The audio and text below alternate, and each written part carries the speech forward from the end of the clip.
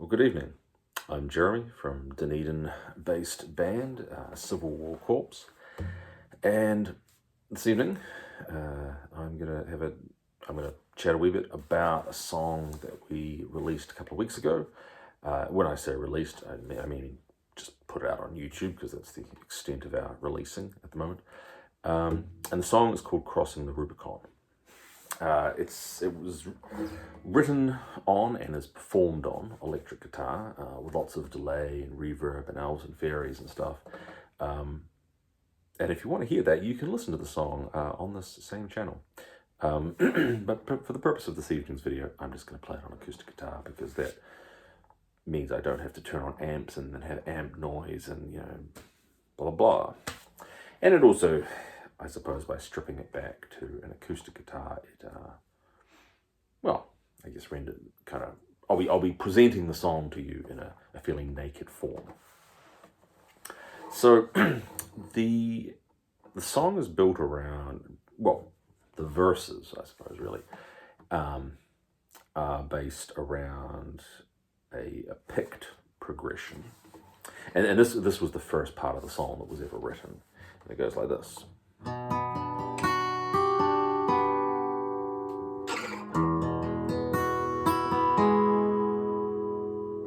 It does that a couple of times, and the third time, instead of going, you go up here.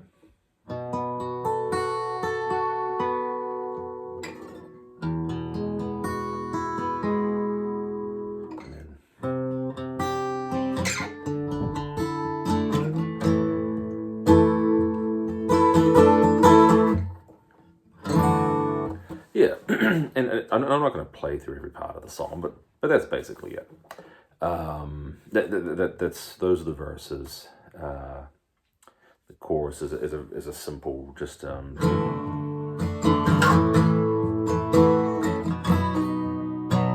doesn't translate particularly brilliantly to acoustic guitar, but you get the idea. From there it goes into an extended instrumental section, which obviously, if you listen to the song, you will hear, and that's made up of essentially three quite different parts. And as I say, it's an extended instrumental. There's guitar solos and stuff, and then it finally comes back to a chorus, and the song ends. It's quite long. I think it's actually, I can't remember how long it is. It's quite long. I think it's at least a solid 6 minutes. It might be more. And so as I say, the first thing I ever wrote was this bit here. And I remember writing it, and I would have written it 6 or 7 years ago, and just thinking, oh, wow, that's interesting. That's a wee bit different from the kind of stuff I normally write. And it just kind of hung around, and it hung around. When I say hang around, I mean, it just it didn't turn into anything for a long time. But it remained this little progression that I had that I quite liked and didn't know what to do with. And periodically, the gaps between when I would play it and then when I would next play it became sufficiently extended that I would forget where exactly I'd put my fingers, and I'd have to re-find. I go, oh, that's right, that's how that goes. And so and I ended up writing a song.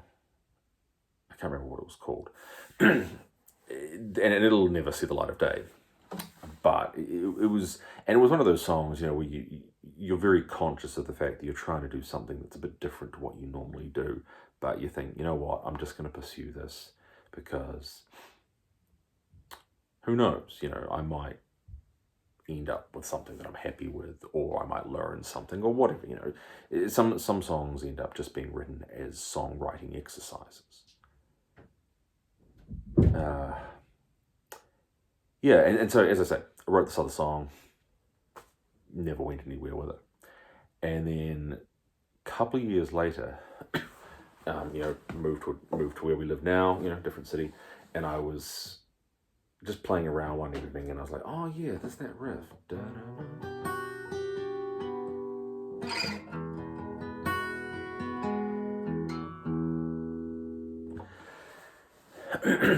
And just really liked it. I really wanted to do something better with it than what I had done. And I had this other little progression, which is the chorus progression.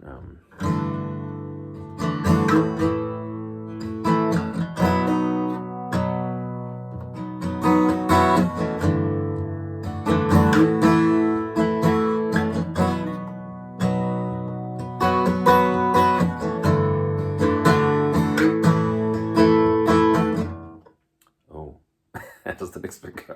It's been a while. Oh gosh, it's actually been so long since we recorded the song. I've actually forgotten what happens next. Never mind. It's okay. It's not a song that's ever likely to be performed live because there's just too many guitar parts and stuff, and that's fine. That's fine. But that's why I haven't. I cannot. I clearly didn't think this through. But as I say, I had this other little chord progression, possibly not in the final form that it took, but I had it. And I think it was literally a case of one evening just going, oh, gee, I wonder if that would go with that, and oh, well, and it did. And so I fiddled around with the two of those for a while, and I was like, okay, I've got these two parts, and I think there's something here. But it feels far from complete. And as I say, if you listen to the song, and you should listen to the song, it wouldn't make much sense to watch this video and not listen to the song that it's about.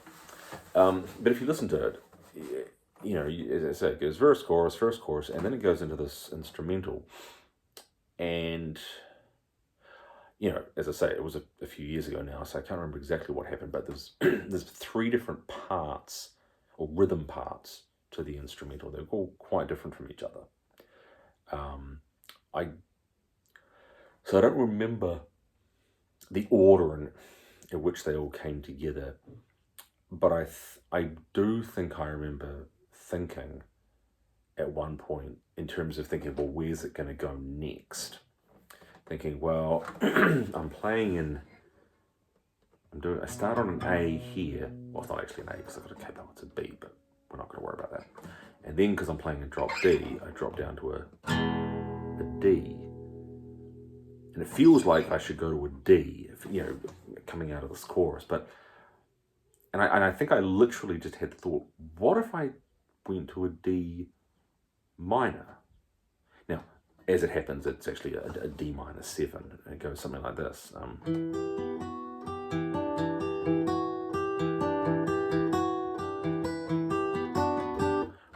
Something else, like a little picked thing. As I say, it's been a while since I played it. And so I started fiddling around with that, and I was like, oh yeah, that works really well. It's nice, you know, it fits because it's a D. The root note is a D, but it's a little different, and it's not as. I probably tried going to the B minor and went, D minor, and thought, nah, that's not quite right. But what about D minor 7s, well, any kind of minor 7 is a lovely chord. It's just a little more subtle, a little softer, a little more nuanced than just a straight minor. And so, yeah, I decided I was happy with that, and basically it's a descending chord progression. Oh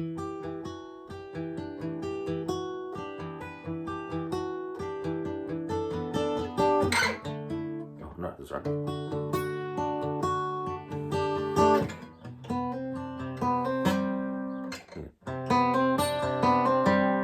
And I spent quite a while, you know, fiddling around with that, working out just exactly what was going to happen, and really liked that. And so I think they get that progression gets played like 4 times, and then it finishes up, and then I went into as I say, I'm just listen to the song. You'll hear it's completely different. It's something like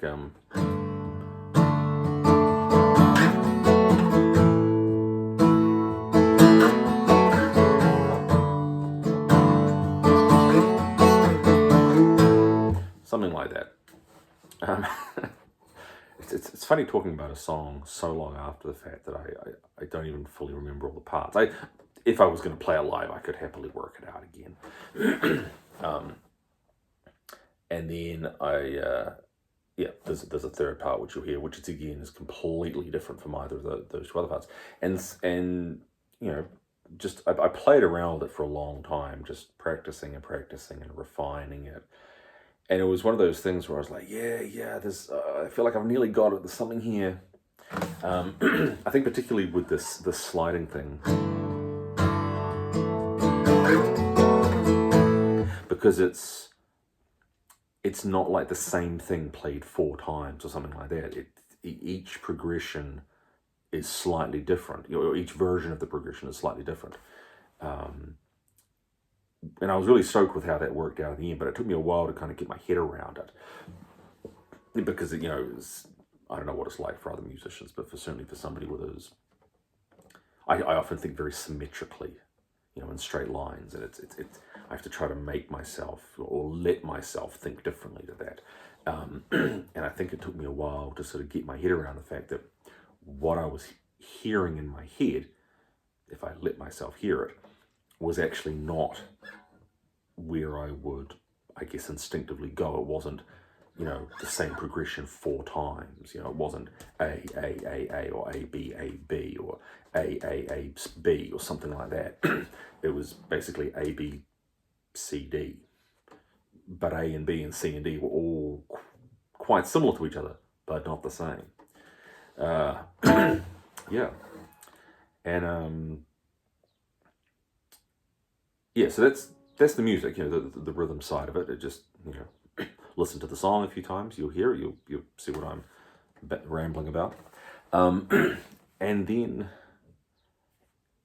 I can't remember exactly when I wrote the lyrics relative to the, the completion of the arrangement of the basic elements of the song.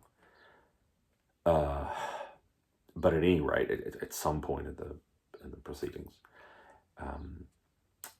I started to get some ideas, for a vocal part.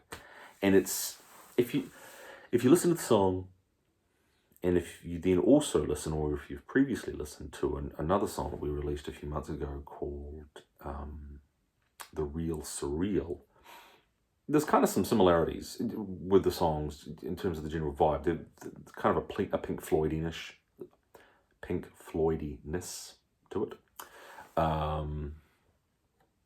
And the vocal is very different to the kind of thing that I usually write, which tends to be a bit more kind of singer-songwriter.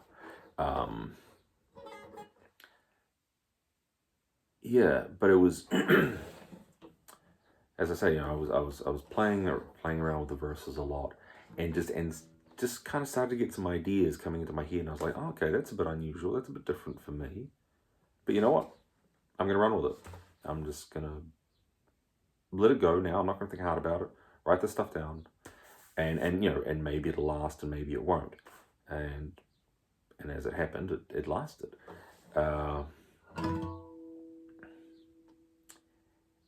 Yeah. So it's like a one-sided conversation, I suppose you could call it. And at some point, I had the idea, the lyrical idea of the Rubicon came into my head. It's in the chorus, as you step out into the Rubicon. I was like, oh, that's cool, that's quite evocative, that's a cool sort of image. And then, funnily enough, if you listen to the end of the song, if you listen to the whole song, you'll hear right at the very end, actually finishes with a little bit of Latin. Alia iacta est, the die is cast. And that the idea to include that didn't come until much later. And I certainly wasn't thinking, oh, well, Julius Caesar crossing the Rubicon, better chuck a bit of Latin in there. It happened very, very organically, and I was really stoked. Like, it was just like, wow, this is just really natural and cool. And it was a nice way to sort of bookend the song. Yeah. And so I guess where that leaves us now is, in terms of the recording and the production of it, we did the sort of the usual stuff, practiced it with bass and drums, worked some stuff out, recorded the the rhythm guitar part, and then as I had to do with most of the songs that we've been putting together for what will hopefully become a completed record. We're most of the way there. I had to go, right, now what? You know, what do I do with this? And I think, yeah, it's from the first round of songs that we did. There was like a batch of 5 songs. And I think with all of them, pretty much, certainly all the ones that were written on electric guitar, and that was the main guitar part, we were like, well, let's chuck an acoustic guitar part behind it, just following the same chords pretty much. And we'll just do that, and, you know, it'll provide sort of a bit of texture, a bit of thickness, you know, even if it sits really low in the mix, which it does, I think. So, okay, did that. And then, you know, I worked on the verses and the chorus. And, yeah, I didn't want to... I like the rhythm guitar part to stand out. You know, not to dominate anything else, but not to be just this thing that's happening in the background. Yeah, particularly with the verses, because I thought that, you know, it was a really pretty guitar line, and I didn't want to lose that. I didn't want to obfuscate it with other things. Yeah, and so if you listen to the song, you'll hear that in terms of lead guitar work in the verses, it's pretty minimal. Yeah, it's just trying to add a bit of vibe and atmosphere. It's a little more pronounced in the chorus, maybe, arguably. And then the instrumental was really interesting, because I was like, well, yeah, because it's quite an extended period, extended part of the song. And I was like, okay, wow, you know, there's quite a canvas here. It's very similar in that respect. Oh no, to another song which we haven't released yet. So yeah, for a second I was going to draw some comparisons, and I realized that doesn't make any sense. They won't mean anything to you. Suffice to say, there's another song coming, which is quite similar in that respect. You know, it's like the vocals are at the start, and yeah, it's like verse, chorus, and then you've got this extended instrumental part. And that other song was actually the first song that we sort of worked on. This may have been the second, I can't remember. But at any rate, it wasn't the first one. It was like the second or third or something.